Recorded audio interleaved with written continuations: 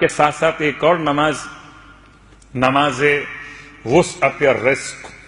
ویسے تو ہر نماز انسان کے رزق کو بڑھاتی ہے، لیکن اس کے باوجود میں تلاش کرتا ہوں کوئی ایسی نماز مجھے مل جائے کہ جو واقعاً روزگار کے لیے تیر بہدف ہو. تو روایت کے اعتبار سے امام جعفر صادق علیہ الصلوۃ والسلام کی بارگاہ یہ 2 رکعت نماز ہے.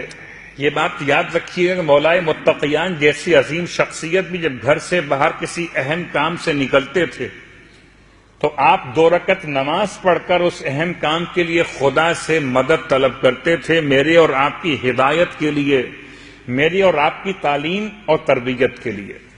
اور قرآن مجید بھی مجھ سے بھی کہتا ہے اور آپ سے بھی کہتا ہے وَاسْتَعِینُوا بِالصَّبْرِ وَالصَّلَاةِ، اپنے کاموں میں مدد طلب کرو، نماز سے بھی اور روزے سے بھی. 2 رکعت نماز وسعت الرزق کے لیے. یہ نماز کیسے پڑھی جائے؟ کہ بالکل 2 رکعتوں کی نیت یہ ہوگی نماز پڑھتا ہوں 2 رکعت برائے وسعت الرزق قربتاً الی اللہ. اور اگر گھر میں خاتون بھی پڑھیں تو بہت زیادہ بہتر ہے کہ مسئلہ رزق میں دونوں کا ایک مسئلہ ہے، مردوں کا بھی ہے اور خواتین کا بھی ہے. کبھی ہو سکتا ہے نصیب خواتین کا ہو، کبھی ہو سکتا ہے نصیب مردوں کا ہو. 2 رکعت نماز ہے، مشکل نماز نہیں ہے. اگر میں آپ سے ویسے ہی کہوں آپ پہ دل رکھنے کے لیے کہ مجھے اپنا سی وی بھیج دیجیے گا، تو آپ ڈھونڈ ڈھانڈ کر جہاں کہیں نیٹ مل رہا ہو آپ جاتے ہیں اور مجھے اپنا سی وی میل کرتے ہیں، چاہے میں اس پر عمل کروں آپ کے لیے نہ کروں. اگر مجھے اپنا سی وی میل کر سکتے ہیں تو آئیے اپنے رب کو اپنا سی وی میل کیجئے 2 رکعت نماز پڑھ کے.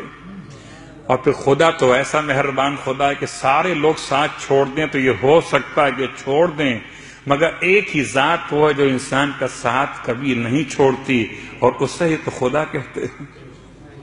2 رکعت نماز نیت واضح ہو گئی قربتاً الی اللہ. رکعت اول میں الحمد کے بعد 3 مرتبہ سورہ انا اعطیناک الکوثر. اتنا آسان طریقہ ہے کہ ایک مشکل نہیں ہے. انسان ہم جتنے بیٹھے ہوئے ہیں کوئی اور سورہ یاد ہو کہ نہ ہو مگر سورہ کوثر تو یاد ہوتی. رکعت دوم میں ذرا سا مشکل ہے، وہ 2 سورے ہیں، سورہ قل اعوذ برب الناس اور سورہ قل اعوذ برب الفلق.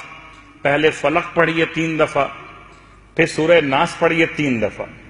رکعت دوم میں الحمد کے بعد سورہ فلق سورہ ناس 3 دفعہ، پھر قنوت و رکوع و سجود اور تشہد و سلام عام نماز فجر کی طرح مکمل کر لیجئے. اور نماز پڑھنے کے بعد پھر خدا سے اپنے رزق میں برکت کی دعا مانگیے.